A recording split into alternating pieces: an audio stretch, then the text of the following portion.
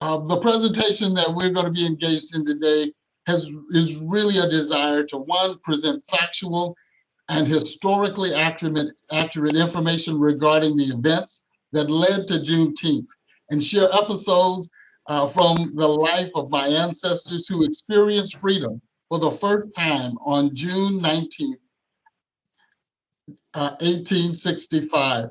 And I'll weave in how Texans have over the decades celebrated the holiday, and conclude with some essential Texas Juneteenth celebration. It's amazing that by the time we complete our time together, that Juneteenth will be a national holiday. What an honor for me to be able to talk with you all today. And so now let's get started. Well, it all starts with my great-great-grandfather, Perry Williams, who much of what I'm going to weave in about my family really comes from talking with his children and the descendants, so that we can provide accurate information about his life and his legacy. You see, Perry's journey started in Africa, on the west coast of Africa, when his mother was enslaved and brought in chains to the Ivory Coast, and there was imprisoned. Now, like most enslaved people in Africa, the slave castles, as they were called, was a horrible, horrific place where they put you in the dungeon for up to 3 months waiting for slave ships to come and pick up the slaves that were camped there. They brought the slaves to Carolina, and that's where our story began. Carolina was a #1 slave import city, and Perry was born a slave, and around 1840, the son of an Indian father and his African mother. Charlestown was the center of the slave trade, and there was the largest rice-producing state in North America. Thousands of slaves worked on rice plantations, and the conditions were horrific. So in Carolina, South Carolina was the major slave import city on the East Coast. And it produced a high quality rice called Carolina Gold rice. And even it's for sale today. So through almost 300 years, that rice is still being produced. But slaves on rice plantations were under horrific conditions, and the death rates for slaves were very high. The average life expectancy for slaves on rice plantations was 3 to 4 years. That's 3 to 4 years. And but the good news is that Perry survived until he was about 18 years old, and married an African woman there in South Carolina. But there were things happening across the country in the West that he had no idea of how it would impact his life. For in the Mexican territory known as Tejas, there were settlers who were making agreements with Mexico for the expansion of moving settlers into Mexico. The land that we call Texas originally was called Tejas, and it's an enormous territory. The vast land was loosely populated by citizens and by Native Americans. And in an effort to increase the population, Mexico began to provide free land grants to white settlers. And the largest group of settlers were headed by Stephen F. Austin, who had been attracting settlers to the Brazos River Valley. But after the settlers started visiting the valley, they began to have conflicts with Mexico. And as a result of many conflicts with Mexico, they ended up going to war. Now, this is important because it relates to why Juneteenth is Juneteenth. The Texans fought against General Santa Anna. One of the most known battles was the Battle of in San Antonio, the Alamo. But after 6 months, they won, and Texas became its own independent republic. And as a result of that, they elected General Sam Houston as their first governor, and Sam Houston established the Republic of Texas at Washington on the Brazos, and he was elected the first governor. Texas joined the Union on February 19th, 1846. Texas had only been a state for 14 years when the Civil War broke out in 1860. Now, Sam Houston was opposed to secession, and so the Texans decided they'd get rid of him and elect a new governor, and as a result of that, they seceded from the Union and became part of the Confederates. At that point, the headquarters of Texas was moved to Galveston, Texas, and during the Civil War, Texas provided soldiers, horses, and food for the Confederacy. I have a special family connection to General Sam Houston, and we'll talk about that later. But meanwhile, back in South Carolina, things really began to pick up because as Texans moved into Texas, the price of slaves doubled in the state of Texas. And so there was a need for Texans to have additional labor brought in. Now, Perry grew to manhood in South Carolina, and as I said, he married an African slave woman. They had different owners, which proved to really be the demise of their marriage because Perry was well built, and his owner sold him at auction in South Carolina for the price of $350 to a man who was buying slaves to bring to Texas. Perry was about 18 years old when he was sold. He loved his wife. He pleaded with the owner to sell his wife along with him, but the master did not agree. And after the auction, Perry was led away in chains, never to be seen by his wife, his mother, or his father. And Perry was not by himself. He was attached to a group of additional slaves, and they walked for weeks through the woods and the wilderness, along with other slaves from Africa, and were loaded on a ship. The ship began to take them to an unknown place, but they were put in the hull of the ship, both the African Americans and the newly arrived Africans, all headed to Texas. Now, one of the things about Texas that very few people know is that even though the slave trade was banned by Congress in 1807 and declared piracy, and there were all kinds of penalties for transporting slaves, there was an underground slave trade that was based in New York City. And they collaborated with foreign allies to continue shipping Africans via the Middle Passage. And they collected them from Brazil and Cuba. And the illegal practice continued all the way up until during the Civil War. So by 1865, some 12 million Africans had been shipped across the Atlantic through this illegal slave trade. And an unknown number had died along the way because of the long march of slaves to get to wherever they were going to. So on this map, you can see that there's Galveston, Texas. Perry didn't know this, but that's where he was headed along with all the other slaves. And so here's a map that shows you the distance between Charleston, South Carolina, all the way to Brazoria County, which was Perry's final destination. Once they got to Brazoria County, they landed in a place called Freeport, Texas, which is listed at the bottom of the map. Once they got to Freeport, they began to unload the ship, and the slaves were gathered together with axes and picks and saws and required to clear land, and they walked for days through woods, clearing the land, and eventually landed up on a plantation on the Brazos River. That arrow is almost at the exact place where Perry Williams ended his travels and landed in Brazoria County, Texas, near Sandy Point. Now, once Perry had arrived in Texas, it was around 1850. And Brazoria County, there were over 40 large plantations that grew cotton and sugar cane for export. And many of the plantation owners were men who had moved their slaves from other states to Texas because land was cheap and very fertile. And so this is an actual photo taken near the area where Perry Williams landed.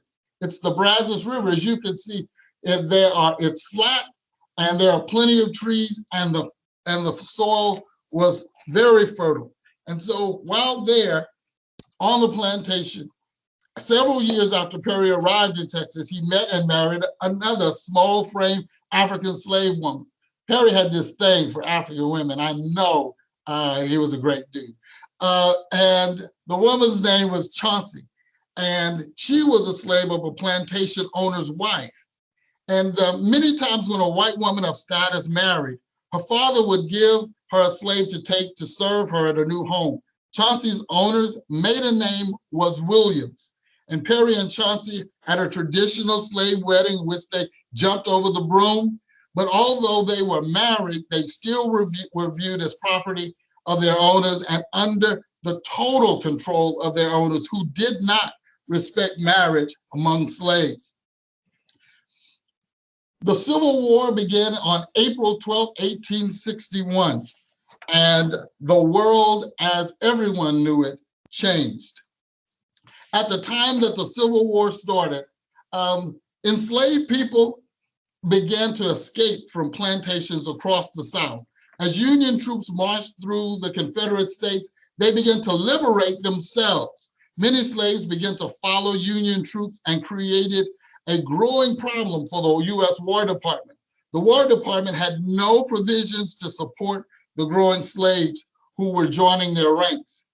They were also labeled as contraband, and contraband camps were often poorly equipped to support former slaves. And so even though they were off the plantation, in these camps there was disease and starvation and death. However, thousands chose to take a risk to follow the troops rather than to remain on plantations, while others, particularly in Texas, chose to escape to Mexico, where they were welcomed. The Emancipation Proclamation came on January 1st, 1863. Abraham Lincoln signed the Emancipation Proclamation. There's a lot of misunderstanding about that proclamation because it did not free all of the slaves. The proclamation signed by the president freed slaves in Confederate states, with the exception of 13 parishes, including New Orleans in Louisiana, 48 counties in West Virginia, and 7 counties in Eastern Virginia.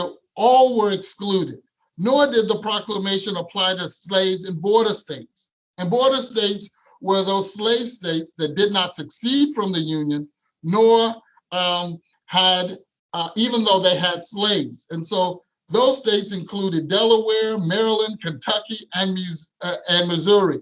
So as you see, while the Emancipation Proclamation was pivotal in the history of this nation and in the freedom of enslaved Africans, there were numerous exceptions that allowed enslaved Africans to continue their enslavement even after the proclamation was signed. One of the questions that are often asked about Texas and why did it take so long for the word to spread? As you can see, the Civil War ended on April 9th, 1865. Texas is the furthest most territory of the Confederacy. There were very few Confederate troops in Texas. Most of them, by the time the end of the war, had blockaded the ports at Galveston, Houston, and a few others. And so there was no law-abiding enforcement agency within Texas. And even as the war was concluding, during the war, white planters forcibly moved tens of thousands of slaves to Texas, hoping to keep them in bondage away from the U.S. Army. Even after Lee surrendered, Confederate Texans dreamed of sustaining the rebel cause. Only on June the 2nd, 1865, after the state's rebel governor ran away to Mexico, did the Confederate General Edmund Kirby Smith agree to surrender the state. So they were still fighting the Civil War after the war had ended. And the chaos that ensued because there was total lawlessness in Texas. In the chaos, many African Americans decided to strike and no longer work. And that was an unsettling time for everyone in Texas. But the Texans, both the planters and the ranchers, outnumbered the enslaved people in Texas 2-1. And those planters were insistent that the slaves remain in the fields and conduct the work as though the war had never ended. That's why on June 19th, 1865, 2,000 troops landed in Galveston, and they were led by Union Major General Gordon Granger, and the purpose of his arrival was to institute law in Texas and take possession of the Texas Department and enforce the emancipation of its slaves. Now, the men marched through Galveston reading General Order Number 3, and the first stop was Ashton Villa. Ashton Villa was the headquarters of the Army of the Confederate States of America. I shared that when Texas seceded from the Union, they established Galveston as their headquarters. And so not only did they start there, but after there, they continued to march to the Custom House, the courthouse, and their final stop was a Black church on Broadway that was named Reedy Chapel AME Church, and the order informed that all Texans, in accordance with the proclamation, are free. Now, the order was called General Orders Number 3, and it was an interesting order. It read, "The people of Texas are informed that, in accordance with a proclamation from the Executive of the United States, all slaves are free. This involves an absolute equality of personal rights and rights of property between former master and slaves, and the connection hereto existing between them becomes that between the employer and hired labor. The freedmen are advised to remain quietly at their place and at their present homes and work for wages. They are informed that they will not be allowed to collect at military posts and that they will not be supported in idleness either there or elsewhere." Order given by General Gordon Granger. Those are the words that acted as though a pebble was dropped in a pond and that it reverberated across the state. Now, Texas is a huge state, and there were no real roads or lines of communication. And so those in Galveston began to celebrate, and the word began to spread. And there was much rejoicing, not only in Galveston, but across Texas. There were about 250,000 slaves in Texas who were set free on Juneteenth, as it's called. In Brazoria County, there were over 5,000 enslaved people. And Juneteenth became the Black Independence Day for Texas. For Perry and Chauncey, freedom from slavery meant starting a new life together and establishing their own roots. One of the first things that they had to decide is what name they would select. You see, for slaves were only given first names since they used the last name of their owners as their own name. And every time a slave was sold, he was given as a gift, the last name of the owner would change. So they chose Williams. Even though Perry and Chauncey was free, they faced an incredible different time ahead. Perry's owner's name was Cantaloupe, and Chauncey's owner's name was Williams. Boy, am I glad they chose Williams. But just as a point, most African Americans in the United States, last names are remnants of enslavement by their slave masters. And so that's a legacy that we carry even to this day. And so we've turned the names of our slave masters not from something that is looked down upon or we regret. We've added meaning and purpose with our own lives and with our own legacies. So once the slaves heard about the freedom, they began to rejoice. The picture on the left is a very special picture for me because Mike Crozier, who was my other great-great-grandfather, was 10 years old when emancipation came. And he told the story of how he stood up on a barrel so that he could see above the crowd and express how he felt being free. So these two little boys are about the same age as my great-great-grandfather, Mike Crozier. And that photo is very special to me. The slaves began to get together and talk about what would they do and how they would move forward in being able to create a life for themselves. Some decided to pack up everything they could and move out off of the plantations as quickly as possible. You see, because after Gordon Granger pronounced the news of the emancipation, the Army had to enforce it. Within weeks, 50,000 U.S. troops flooded into Texas, and the purpose of these troops was to enforce freedom for slaves because the planters did not want to give up their slaves. And so they consisted in doing things that would hinder slaves from leaving the plantation. And this was a very hard time for free Americans because if they left, oftentimes they could be killed. And so they had to decide, do we stay or do we go? Many left, but others stayed and agreed to be sharecroppers. Now, the life of Black sharecroppers was really very difficult. For former slaves, masters were still in control of their former slaves, and unjust rules were created to ensure that the newly freed slaves would be perpetually in debt to the landowner. And if sharecroppers left the plantation without paying their debts, they could be tracked down and put to death.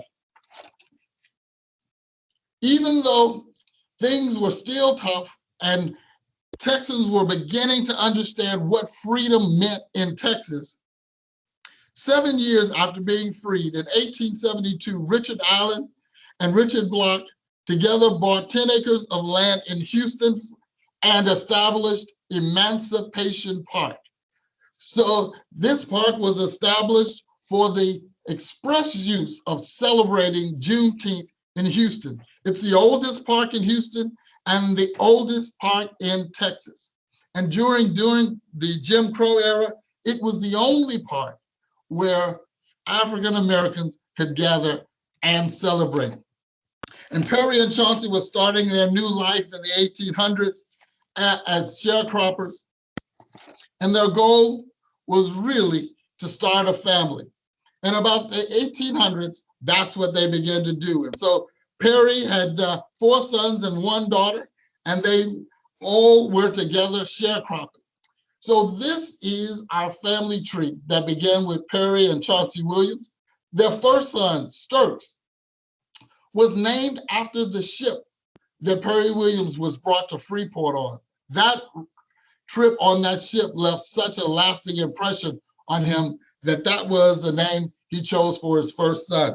Then there was Baptist and Thomas, David, and his only daughter, Lucinda. And I am a descendant of David and have all heard many stories from all of our relatives, from all of Perry and Chauncey Williams' children. But as the family was growing, so was the spreading of the Juneteenth celebrations throughout the 1880s and the 1890s. Charlie Brown not the cartoon character, was born in Virginia in the 1820s. And he came to Brazoria County, bought 900 acres of land that was covered in cedar trees, and became very wealthy. He established the first Juneteenth celebration in West Columbia, Texas. And by the time he died in 1920, he was Texas' first Black millionaire.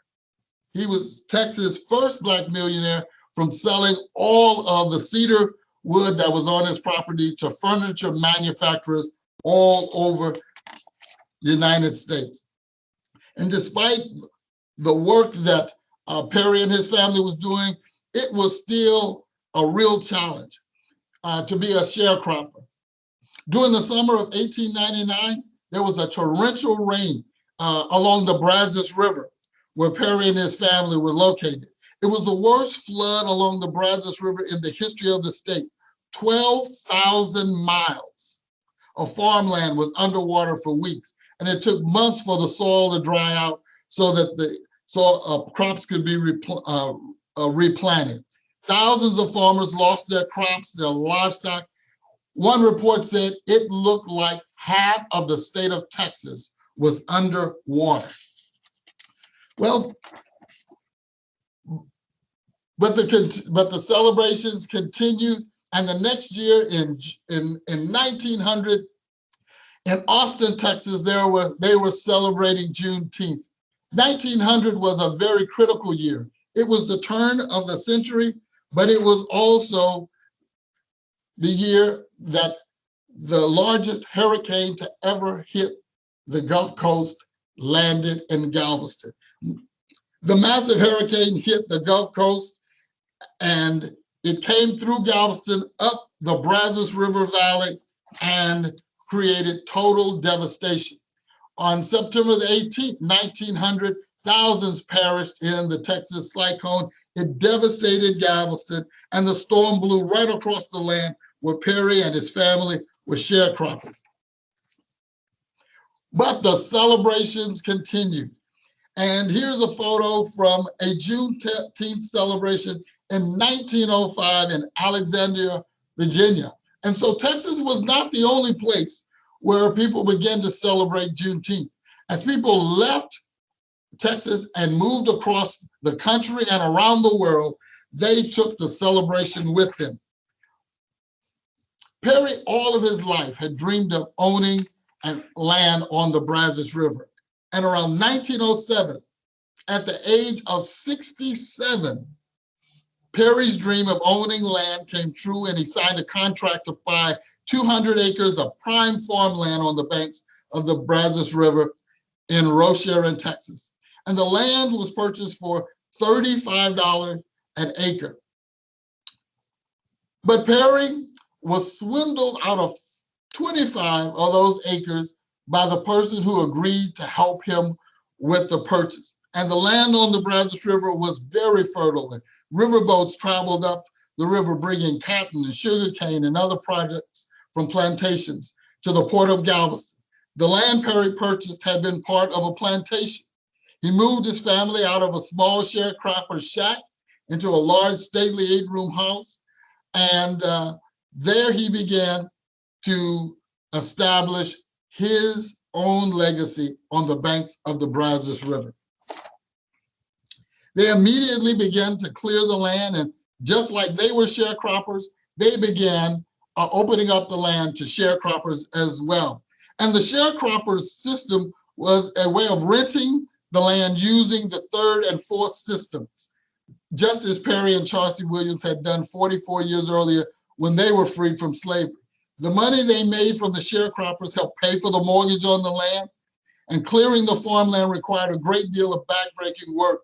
For an old man and his family, it was a hard time for them, but they were committed, and they had cows and horses and mules and chickens and hogs, and they planted fruit trees, and there was blackberries and wild grapes were plentiful. It was a place where they felt they could establish themselves and a great place to establish their kids. And then they began to celebrate Juneteenth on the river, as it was called. And then when I grew up, that's what we called it. We didn't call it going to Rochelle, Texas, we're going to the river. And that's where all of our relatives were located. They began celebrating when Perry Williams' sons, from the left to right, is Sturks, Thomas, and David. David is my great-grandfather. And to the right are their wives. Mariah, Florence, and Lucinda was Sturks' daughter. Mariah is my great-grandmother, and it is her stories sitting on the porch in her house that really informed my knowledge and created a desire to know more. It was her father who was 10 years old when he stood on the barrel to express himself. So Juneteenth for Black Texans was Independence Day. The 4th of July was not celebrated. And David and Thomas would ride into town on wagons and bring back blocks of ice, and Florence and Mariah would bake cakes and peach cobblers and sweet potato pies. There was plenty of barbecue and all the trimmings, and the kids would take turns cranking ice cream on the ice cream maker. And after the food was out, the boys would go out to the watermelon patch and bring in watermelons. And after the watermelon was gone, it was time for baseball. It was a time of celebration on the river. Not only were they celebrating Juneteenth on the river, but also celebrating Juneteenth in Fort Worth, Texas. Here's a flyer stating the Juneteenth special celebration activities from 1919. Here's Mariah and Dave standing in front of their 4-room house, not 4-bedroom, their 4-room house. And the little guy sitting on the porch in the rocking chair, that was my great-grandmother's throne. And that's where she would sit and have me listen to all the stories of her life. And it was a joy and a privilege to do so. They had 4 children. David and Mariah had 4 children named George, Lottie, Lucinda, and Levi. I am a descendant of Levi. He was my grandfather. And here's a picture from 1935. My grandfather is seated on the far right. Behind him on this school picture is the woman who would become his wife, Justina Davis. And so I always think, did they intentionally stand behind, did she intentionally stand behind him? Was there already something going on when they were 17 and 18? But these are my grandparents. And education was important to the Williams family. And here is the actual elementary school certificate of completion for my grandmother, Justina Davis. It's listed as completed in 1935. That means she was 17 years old when she graduated from elementary school. During that time, most kids could not go to school on a regular basis, and it was sporadic during planting seasons. And to be able to even get an elementary school education was a valued prized possession. And so I always wondered why she had such a strong emphasis on education. And this is why. You know, not only were celebrations happening in Dallas and Fort Worth, but also during the Great Depression, a lot of the Black people left the rural areas and migrated to the cities.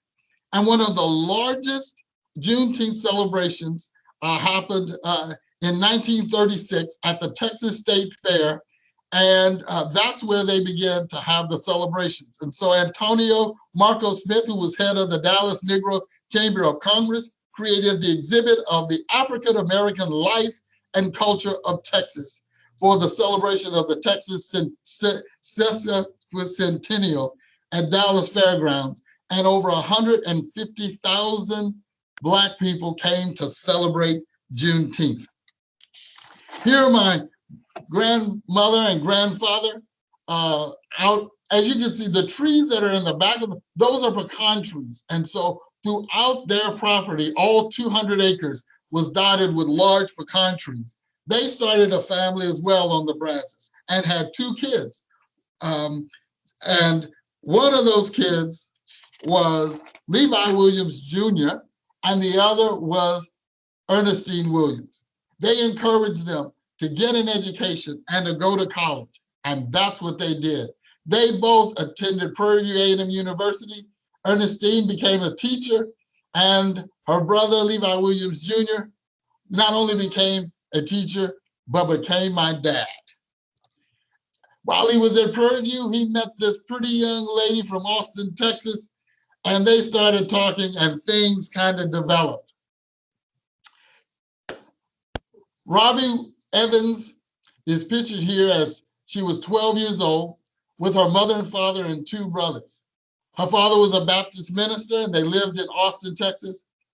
Her mother was a descendant of enslaved people from Sam Houston. And I shared that we had the Sam Houston connection.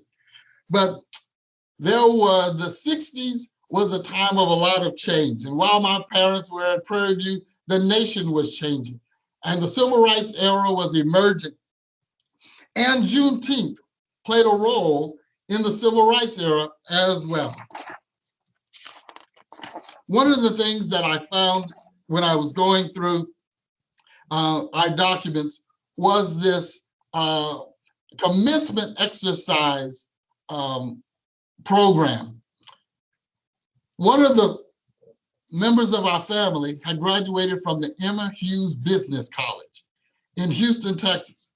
What's unique about this program is it's Sunday, May 17th, 1964.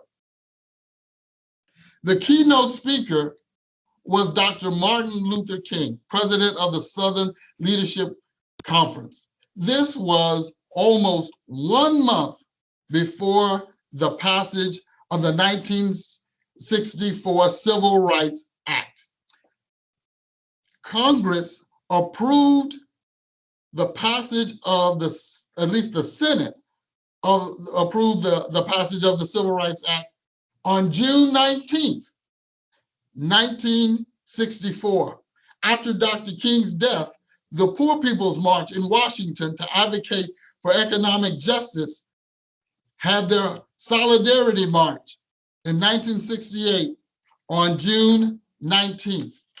Well, my parents got together and I ended up with 4 brothers, and here we are celebrating. We are a celebrating family. I always say I'm the short one, but I'm the smart one. But our family has been sharing exciting activities in Juneteenth for as long as I can remember. You know, Texas in the 1970s began to look at establishing Juneteenth as an official state holiday. So in 1979, State Representative Al Edwards sponsored a bill, House Bill 1016, that established Juneteenth as the state holiday in Texas. The first official state holiday was observed in 1980. And that's the year that I graduated from high school and started my path at Prairie View A&M University. So I followed in my father and mother's footsteps and studied architecture. While there, wanted to learn not only about architecture, but to learn how to design buildings, how to finance buildings, how to lease, how to own. I was told that's called real estate development. And my instructor said there's one place in the country where you should go and get your master's degree, and that's the Massachusetts Institute of Technology. So after 2 years, I graduated with a master's degree in city planning, focusing on real estate development, and I have continued down that path to this day. After graduation, I went home and married my sweetheart, Chantal Renee. We've been married for 34 years and it's still going strong. After we got married, we had our first baby girl, and he is the happiest man in the world with his dad. 3 generations celebrating the arrival of my baby girl. We loved our baby girl so much, we decided to have another one. And one of the things we've always done in my family, particularly along the Brazos River, is fishing. And so here's one of my photographs with my dad and my grandfather after coming back fishing. But to the right is a very special day because it was the day that both my girls caught their first fish. And we continued to celebrate and enjoy spending time together.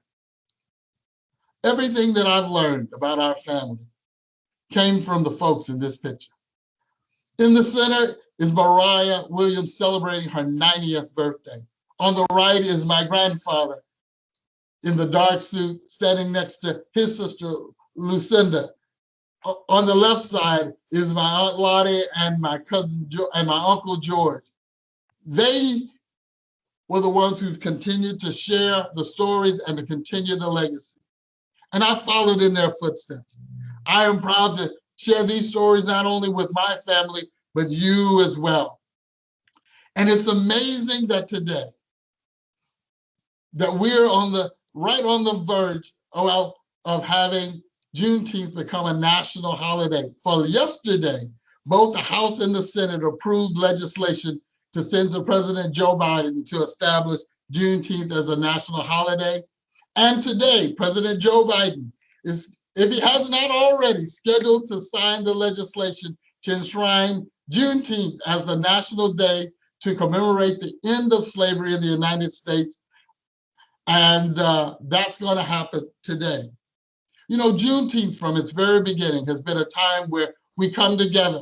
We come together to celebrate each other, to talk about our past, to examine our present state, and to chart courses for our future.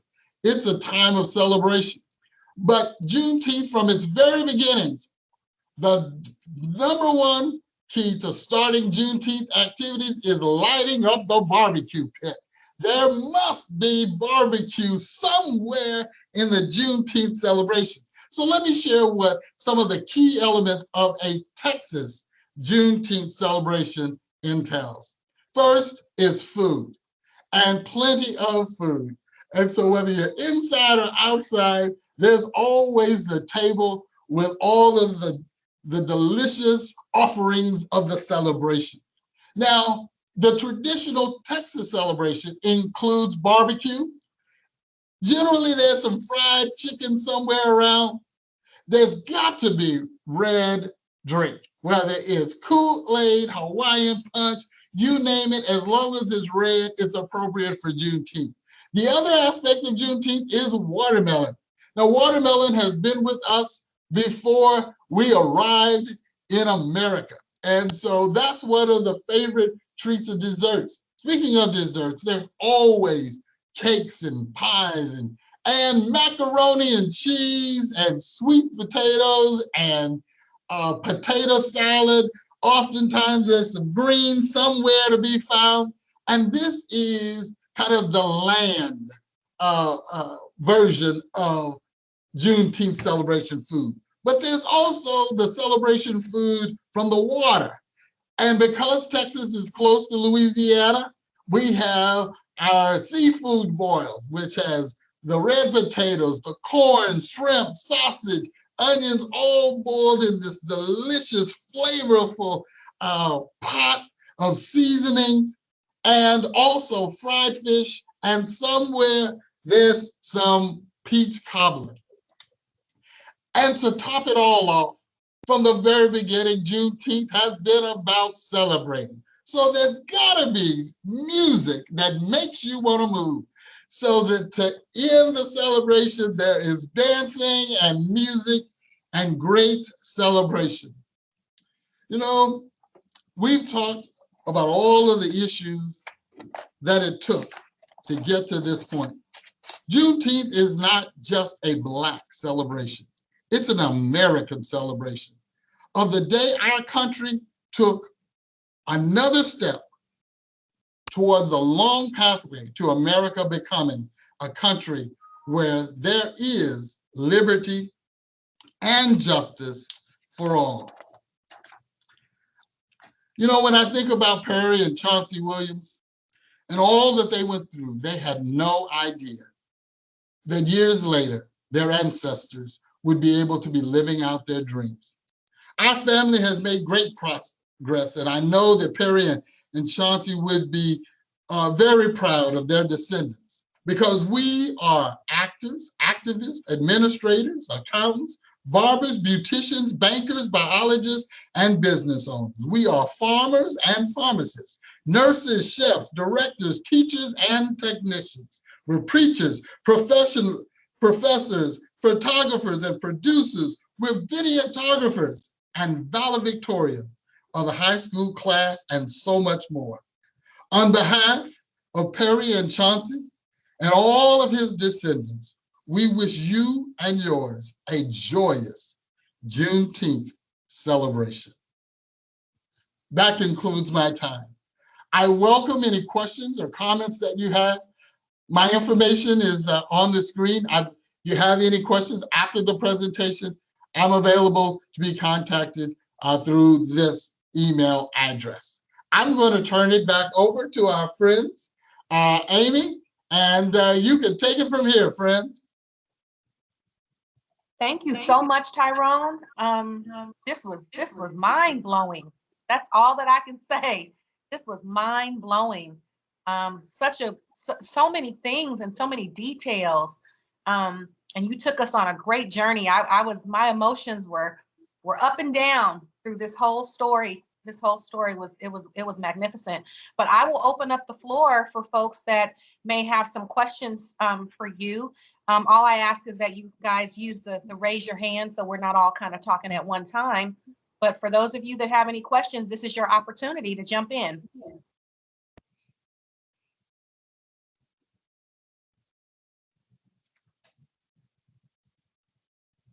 I see Lorraine, please. You're on mute. Hi. I just want to say thank you.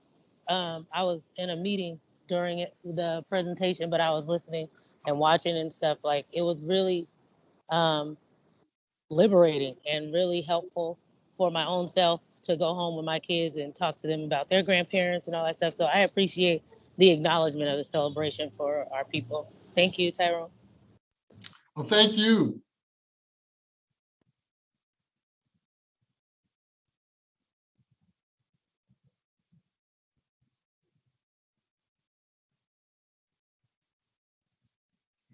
Do we have any other questions? I'm going to check the chat box really quick to see if there's any questions in the chat box.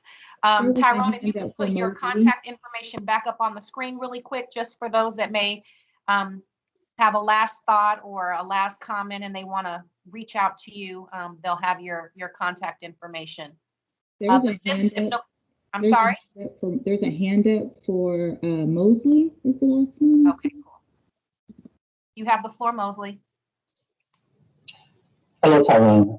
Algie Mosley. Hello, Algie. Loved your story. I hear so much of that story in my story. I come from the backwoods of Mississippi. Born there in 1961. We didn't have running water or electricity. And so I grew up hearing a lot of the similar stories.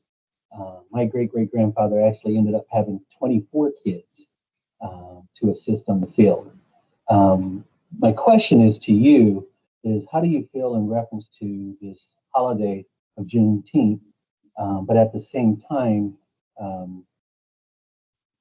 the schools aren't allowed to talk about it, per se? Well, I think the first obligation for Juneteenth is for African Americans to talk about it with their kids. I think that's our primary obligation and responsibility to the next generation. Learning about historical events in school is very important, but this is different. Jews don't wait for schools to tell their children about the Holocaust. African Americans should not depend on other people to tell their children about their history. You shared about your history, and so millions of us have unique histories, and we tend not to share them with our children. In many cases, we don't know that, but share what you know. I think there's going to be a growing tide to be able to include, especially since Juneteenth is becoming a federal holiday, that you can't ignore it. I hope that it gets incorporated into the historical teachings for school. But if it doesn't, it's up to us to tell our story and to tell it correctly. So I'm optimistic, but I'm not depending on them. My responsibility is to my children and my descendants, and that's kind of how I'm approaching it. I'm not discounting, what others need to do, but I'm taking responsibility for what I need to do. And I know you'll be, I know you are a share of stories as well. So I know you get it. Yes, sir. Thank you so much. Well said. You're welcome. Amy, I see a couple of questions in the chat. Thank you, Tyrone, so much. This is AJ, but there are a couple of questions in the chat that I don't want to miss out on. We have one from Michael McRae. Wonderful family story. What single thing do you think most contributed to your family heritage or success? Well, I think I know you said one thing, but I think it's two. One is faith and determination. That's the dynamic duo. If you have faith, you believe that nothing is impossible. And then if you're committed to it, then you don't give up. Perry Williams was 67 years old before he achieved his dream of owning land. He could have easily given up, but he never did. And so I think those two things are absolutely key for our family and so many others like ours. That's so true. Thank you for that. There's another question, Tyrone. It's from Brittany Woodard. I noticed you used enslaved during the presentation versus slaves. Can you share with us the difference between the two? Well, the difference between the two is a recognition that slaves are people before they were viewed as slaves. And so I'm adjusting my language, and so I've used it interchangeably. But people are free and they become enslaved through systems and practices. And so oftentimes, if you only see people as a slave, you minimize their importance. You can minimize their giftings and their talents and their abilities. But when you say enslaved people, I think you give rise to the acknowledgement of their miraculous gifts and talents. So I'm adjusting. I know I use it interchangeably. I'm going to be working on using enslaved people much more than I use the word slaves. Thank you for really that. Quick, AJ, there are a couple hands raised. I do have a question for you, Tyrone. I think you and I talked about this a little bit before, and Mosley brought up a good point on the irony of making Juneteenth a holiday, but banning the teaching about it from schools. So my question to you is, the Senate still hasn't passed the anti-lynching bill as a hate crime. Do you think that we are moving closer in that way of finally getting it recognized as a federal hate crime now that they have deemed Juneteenth a holiday? I hope so. I hope so. We are in a very, very divided country at this point, and finding common ground on anything is a Herculean effort. The fact that today both the Senate and the House have found common ground on this national holiday, I am optimistic and hopeful that this will hopefully ignite an even greater conversation about the need to move past the celebration and move into the legislation related to the hate crimes anti-lynching bill. So I'm optimistic, but it will take work.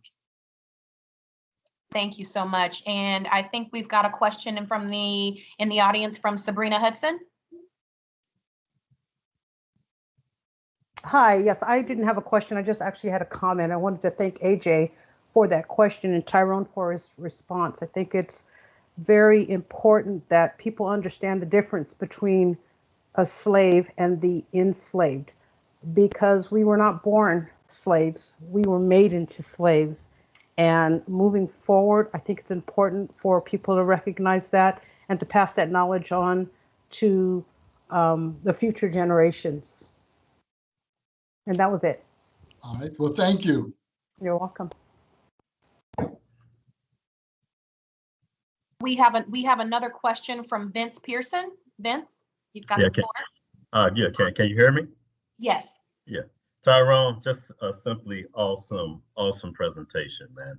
Tapestry of your life and your family legacy is I could watch it again and again. It was great, Tyrone. Just like to get your feel a little bit with us moving toward the federal holiday. Have you given any thought to how you would like us to see us spend that day as we move forward with a holiday? Any type of action that all Americans can take if we move forward on a federal holiday of Juneteenth, so it doesn't become, the Juneteenth sale at Walmart and the Juneteenth sale at Target. I mean, what thoughts? Oh, yes, man. The day of First action of all, you do on Juneteenth. Yeah. First of all, thank you, but you are so on point. Juneteenth, that part of my presentation, and the reason that I went particularly at the end about the traditional Texas Juneteenth celebration is to really highlight the elements. And I started off with it is about talking about our past. So it's about sharing the past, looking at where we are at the present, but also charting our course for the future. And I think that regardless of what your ethnic background is, Juneteenth should be a time where people come together to remember and to move forward and chart a course. I would hate for Juneteenth to see an advertisement to go buy a mattress on right. Juneteenth, or a sheet and pillowcase sale on Juneteenth, or come out and buy the latest model of Toyota car on Juneteenth. This is too important to allow ourselves to deteriorate to that level for economic benefit. And I agree. I think we have to be deliberate in how we, as African Americans, really conduct ourselves in celebrating and really create the model for the rest of the country to follow, to avoid deteriorating into what we've seen other holidays become from an economic situation. Agree you 100%. Thank you for that, sir. Thank you. We've got a question from Connie Hurdle. Sorry, mine is more of a comment. Being here, your story kind of resonated with mine. Great grandparents, 5 siblings were enslaved, and they were out county. Do a celebration every odd year. We do a family reunion together. And in 2015, we were able to go back to Sacramento County and visit the plantation where my great-grandfather's siblings were enslaved. We were also able to locate the cemetery where a lot of his relatives or the slaves were buried. We were able to find his grave marker. So knowing hearing your story, knowing the stories that we sit down and learn from my elders, is so important to know where you come from, where your people come from, who you are, to just make that connection as a family. And it just really brought home the fact that we all just sit down and learn about where you come, your people come from. Just learn that history so that you know and continue to pass it along. Well, thank you. And I also want to address, because I totally agree with you, but there are a lot of African Americans who don't have the benefit of sitting at the feet of their great-great-grandparents to hear these stories. And so I would say, even if you don't know, you can't trace your roots back to, wherever and whenever, make an effort to just know history in general. That's why I shared many of the historical aspects of how Juneteenth came about and what happened after the establishment of Juneteenth as a celebration. Because regardless of whether you know your great-great-great-grandfather or mother, just learn about the struggles and the history of African Americans enslaved in America. But it doesn't stop there. We've done some phenomenal things. That's why I was so happy to talk about Charlie Brown, who was the first Black millionaire. When he bought those 900 acres, people ridiculed him because they thought that cedar trees were worthless. But he knew that furniture makers wanted cedar because that was a highly prized type of wood to make furniture out of. And so when he began to cut down those trees and ship them down the Brazos River, he didn't listen to the naysayers. And then, Marco Antonio in Dallas, establishing, the whole event that brought thousands of people together. So we have a heritage and a history that is far beyond enslavement. Our minds were free, and we used them in every instance that we could, and we still need to use them at every instance. What I found was that a lot of those people who, after freedom came, that got wealth, they had a mindset to help others. They bought land and donated it to schools and to churches. They led the civil rights movement. They were actively engaged. And I challenge us as African Americans to be actively engaged, that the liberties and the resources and the opportunities that we have, they're not just ours alone. They are for the lifting up of all those who we come in contact with. And that was modeled through a lot of the lives of the folks who came before us. Well said. AJ, I think we do have a couple more questions in the chat box.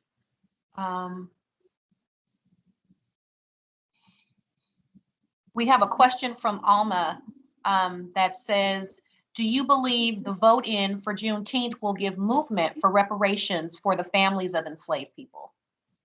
I think it will.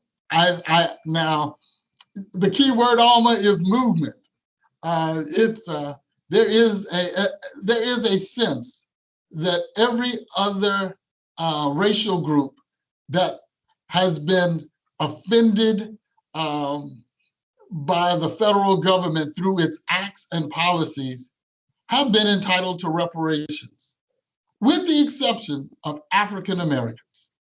And I think that there's a growing tide that has to reckon with the past and account for the injustices that we've served. Now, how that happens and what that looks like and all that, well, that will be up for much, much, much discussion. But I do think that it will move the conversation about reparations forward.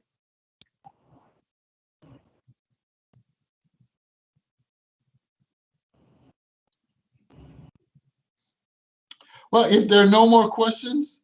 I think we do have one more question from, you got it, AJ, you can take it. Yeah, the question is from the chat. What would be your message of wisdom for this and future generations? Know that greatness is within you no matter what. Don't depend for other people to convince you of your greatness. Be convinced yourself, and you'll never be subject to the opinions of other people. And when you know your greatness, follow that. Wherever that leads you, wherever your passion, your purpose, your calling, it will unfold before your eyes as you take steps of faith every single day on your way to your divine destiny. That's what I have to share.